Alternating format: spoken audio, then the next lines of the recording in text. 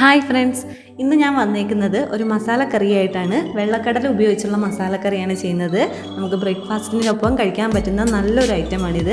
അപ്പോൾ ഇതെങ്ങനെയാണ് ചെയ്തതെന്ന് ഞാൻ പറഞ്ഞുതരാം. അപ്പോൾ നമുക്ക് പെട്ടെന്ന് വീഡിയോയിലേക്ക് പോകാം. ഇതിനായിട്ട് ഏകദേശം ഞാനൊരു 3/4 കപ്പോളം വെള്ളക്കടല കുതിർത്ത് വെച്ചതാണ്. നന്നായി കഴുകി വെച്ചിട്ടുണ്ട്. അപ്പോൾ ഇത് നമുക്കൊന്ന് വേവിച്ചെടുക്കാം. അപ്പോൾ ഇത് കുക്കറിലേക്ക് ഇട്ട് കൊടുക്കുക. വേവാൻ ആവശ്യമുള്ള വെള്ളം ഒഴിച്ചു കൊടുക്കുക. ഇനി അതിലേക്ക് നമുക്ക് കുറച്ച് മഞ്ഞൾപ്പൊടി ഇട്ട് കൊടുക്കണം. ഏകദേശം ഒരു 1/4 ടീസ്പൂണോളം മഞ്ഞൾപ്പൊടി ഇട്ട് കൊടുക്കുക. പിന്നെ 1 ടീസ്പൂൺ മീറ്റ് മസാലയാണ് ഇട്ട് കൊടുക്കുന്നത്. മീറ്റ് മസാല ഇല്ലയെന്നുണ്ടെങ്കിൽ ഗരം മസാല ഇട്ട് കൊടുക്കുക. പിന്നെ ഉപ്പിട്ട് കൊടുക്കുക. ആവശ്യത്തിന് ഉപ്പ്, കടലയ്ക്ക് വേണ്ടിയുള്ള ഉപ്പിട്ട് കൊടുക്കുക. എന്നിട്ട് നന്നായിട്ടൊന്ന് മിക്സ് ചെയ്തിട്ട് വേവിച്ചെടുക്കുക.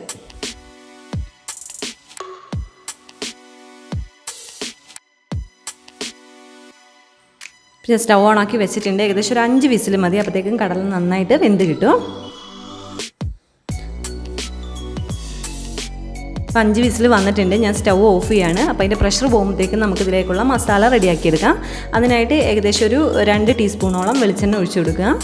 വെളിച്ചെണ്ണ നന്നായി ചൂടായി കഴിയുമ്പോൾ അതിലേക്ക് ഒരു 1.5 ടീസ്പൂൺ വെളുത്തുള്ളി ചെറുതായിട്ട് അരിഞ്ഞു വെച്ചതാണ്, അതിട്ട് കൊടുക്കുക. അതേപോലെ തന്നെ 1.5 ടീസ്പൂണോളം ഇഞ്ചി ഇട്ട് കൊടുക്കുക. അപ്പോൾ ഇതിങ്ങനെ കടിക്കുന്ന ഇഷ്ടമില്ലെങ്കിൽ ഇത് നമുക്ക് ചതച്ചിട്ട് ഉപയോഗിക്കാം. പിന്നെ പച്ചമുളകും കൂടി ഇട്ട് കൊടുക്കുക. ഇത് ഈ എണ്ണയിൽ നന്നായിട്ടൊന്ന് മൂപ്പിച്ചെടുക്കുക. അപ്പോൾ അതിൻ്റെ പച്ചമണമൊക്കെ ഒന്ന് പോയി കിട്ടണം.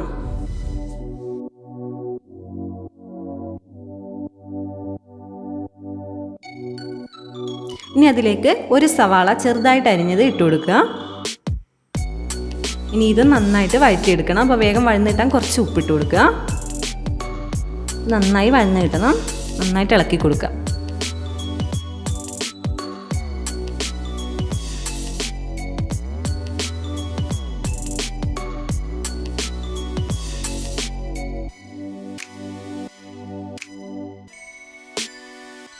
ഒന്ന് വഴന്ന് വന്നിട്ടുണ്ട്. ഇനി ഇതിലേക്ക് കുറച്ച് മഞ്ഞൾപ്പൊടി ഇട്ട് കൊടുക്കുക.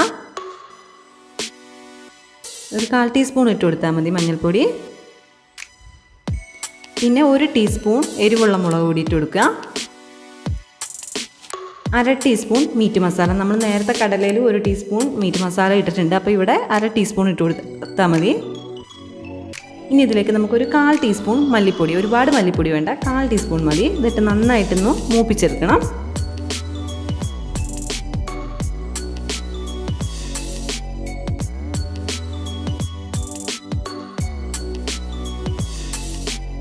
പൊടികൾ നന്നായി മൂത്ത് വന്നിട്ടുണ്ട്. ഇനി അതിലേക്ക് ഒരു തക്കാളി അരിഞ്ഞത് ഇട്ട് കൊടുക്കുക. തക്കാളി ഇട്ടിട്ട് നന്നായിട്ടൊന്ന് മിക്സ് ചെയ്തിട്ട് കുറച്ച് നേരം ഇത് അടച്ച് വെച്ചൊന്ന് വേവിച്ചെടുക്കണം നമുക്ക്. തക്കാളി ഒന്ന് വെന്ത് കിട്ടണം. അപ്പോഴത്തേക്കും നമ്മുടെ കടല വെന്തോന്ന് നമുക്ക് നോക്കാം.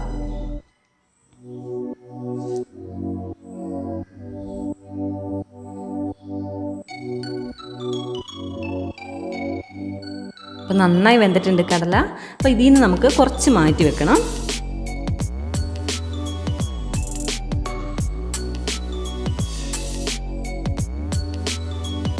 ഞാൻ മാറ്റി വെച്ചിട്ടുണ്ട് കുറച്ച്. ഇപ്പോൾ നമ്മുടെ തക്കാളിയൊക്കെ നന്നായി വഴന്ന് വന്നിട്ടുണ്ട്.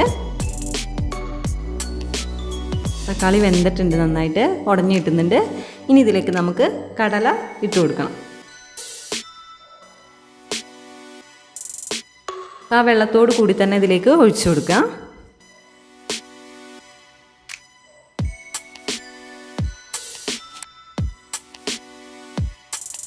നന്നായിട്ടൊന്ന് മിക്സ് ചെയ്തിട്ട് ഇത് കുറച്ച് നേരം നമുക്ക് അടച്ച് വെച്ച് കുക്ക് ചെയ്യണം. ഈ മസാല ഈ കടലയിലേക്കൊന്ന് നന്നായിട്ട് പിടിച്ച് കിട്ടാൻ വേണ്ടിയിട്ടാണ്. ഞാൻ അടച്ച് വെച്ചിട്ടുണ്ട്.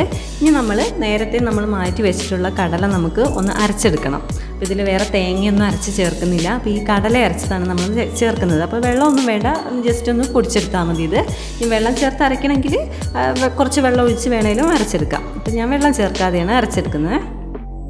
അപ്പോൾ ഇതേപോലെ കിട്ടും വെള്ളം ചേർക്കാതെ അരച്ചുകൊണ്ട്. ഇത് നമുക്ക് ഈ കടലയിലേക്ക് ചേർത്ത് കൊടുക്കണം.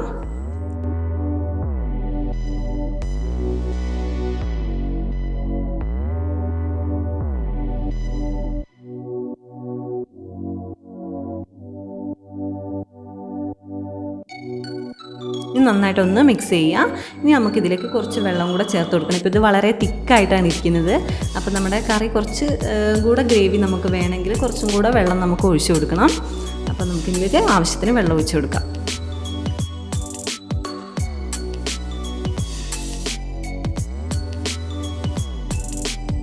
അപ്പോൾ ഗ്രേവി വേണ്ടതനുസരിച്ച് നമുക്ക് വെള്ളം ചേർത്ത് കൊടുക്കാം.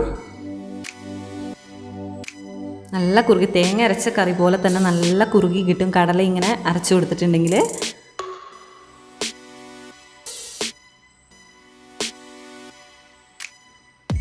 അപ്പം നന്നായിട്ട് മിക്സ് ചെയ്ത് ഞാൻ എടുത്തിട്ടുണ്ട്. ഇത്രയും വെള്ളം ഞാൻ ഒഴിച്ചിട്ടുള്ളൂ. നമുക്ക് ആവശ്യമുള്ള അനുസരിച്ച് വെള്ളം കൂട്ടുകയോ കുറയ്ക്കുകയോ ചെയ്യാം. ഇനി നന്നായിട്ട് ഇതൊന്ന് തിളയ്ക്കണം.